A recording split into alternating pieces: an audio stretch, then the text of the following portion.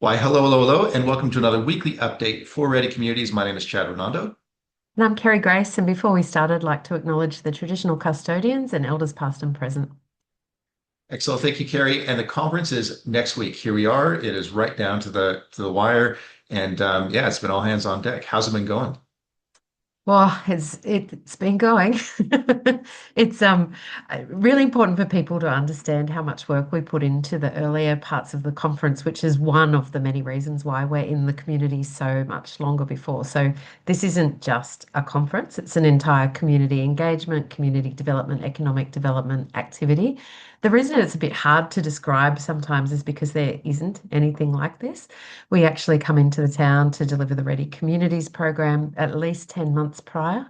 And next year we have some more plans that will extend that time as well. So we're working in communities that don't often host conferences. So what that means is there's a lot of product development that needs to go into that, all the way from assisting the cafes to essentially serve more people in the community, work out how a main street could host an entire conference delegation, right down to even the registration process in the venues that we use. It can be really tricky for people to get their heads around that and to get the supplies that they need to be able to, accelerate their offering, their tourism offering and their business services as well. Yeah, that's right. Like this is the third year that you've been running the Social Impact in the Regions Conference. Second year you've been doing Ready Communities, and it's really that born out of that belief that we don't want to just inflict a conference on communities, have it come out and say, well, yeah, sure, a little bit of tourism investment, but then afterwards, what do we really do? And kind of hope and pray that we might get some impacts. We really spend that time beforehand understanding what the focus areas might be, really making sure that the conference is deeply informed by the needs of the local community, definitely not completely defined by it. It's something that people from around Australia can come to and take things away for their own community, but also give back to that local community, plus that 12-month after. And just yesterday, we were catching up with the 10 focus area leads in the community around the different areas, around social enterprise and food systems and lifelong learning, youth futures. Really just unpacking and understanding, okay, we're going to have this, we're going to have over 200 people come to the community. We're going to be doing a big investment, but then how do we support that next 12 months after? What are the initiatives? And part of that, we have an investor tour, people coming through to look at some of these opportunities and ideas, and really supporting them. And we also have that ask at the conference as well, of having over 200 people come and say, look, would you want to come back at least once? Because the idea is if we have 200 people, even if 50% say yes, that's a significant activation over those 12 months of the year following. Yeah, and it's very much a testament to our program as well because it's easy for tourism to happen in places where the product's already developed, and it's easy for community development or social impact development to happen in areas that are already invested in. But we're to communities where that isn't necessarily mature across any of those particular sectors. So there's a lot of process that we need to do in creating that change, and we're not doing it by being FIFO people that are, flying in, sharing our skills and then departing again. We're doing it by really building strengths in the local community so everything can exist and continue to escalate and embellish after we've gone. That's right. That's right. And we're seeing that in Kempsey because we did this as our first trial in Kempsey in year one in 2024. And even now we're starting to get some of those reports back of because of those conversations. And that's why we're so adamant around the focusing on the outcomes, not necessarily the impacts of, jobs and investment, things like that, because we know that those can kind of come and go with the programs, but building up that clarity, that connection and connectivity, that capability and capacity, the collaboration and the advocacy and actually measuring that. And we're now hearing from people in Kempsey that because of that work, they've actually started doing some investments with state government programs, start getting some other initiatives coming through, some circular economy strategies coming up as a direct result of some of that work that we did. Yeah, it's really exciting to see that. And one of the parts that I continually am surprised by, but I also love to see is the leaders in the community actually introducing themselves to each other because people are so conditioned to work in isolation, particularly when they're competing for funding resources. These enabling conditions that we really nurture in the community give people a stronger platform to be able to and a desire to work together.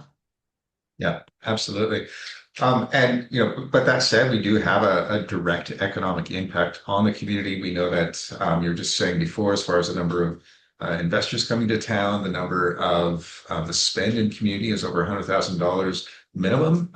For the conference, we're engaging over 40 local suppliers. I just saw the post that you did on LinkedIn where you said we're sold out as far as the total conference tickets.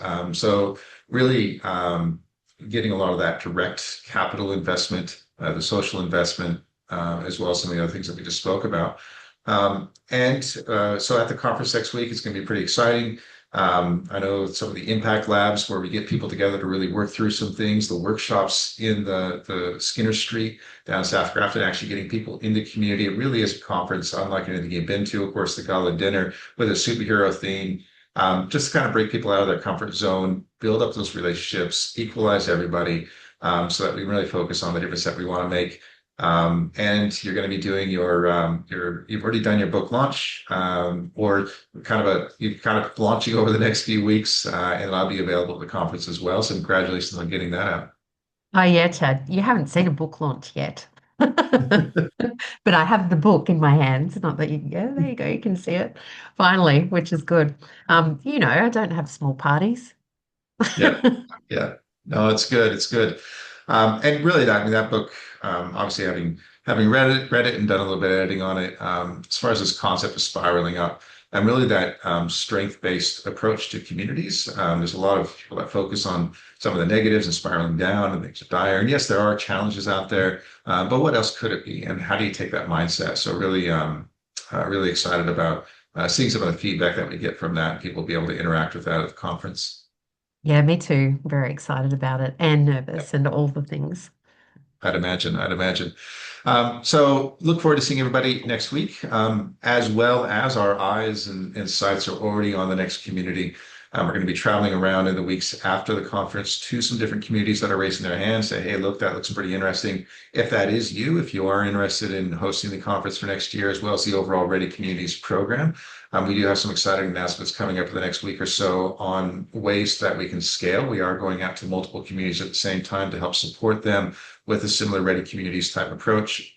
So watch out for that news. We'll be sharing more at the conference. But otherwise, look forward to seeing you there. Look forward to seeing you online. And thank you just so much for your support and everybody who does this work out there in regional communities. Yeah, really just it's good to be part of a big community doing this together. Oh, I agree. And just also would like to express so much gratitude in being able to do this. It's really amazing. Yeah, yeah. Look forward to it. And yeah, the Grafton community is just so welcoming and just it's an incredible mob down there. Yeah, look forward to seeing it through everybody else's eyes. It's going to be good. Yeah, I agree. See ya.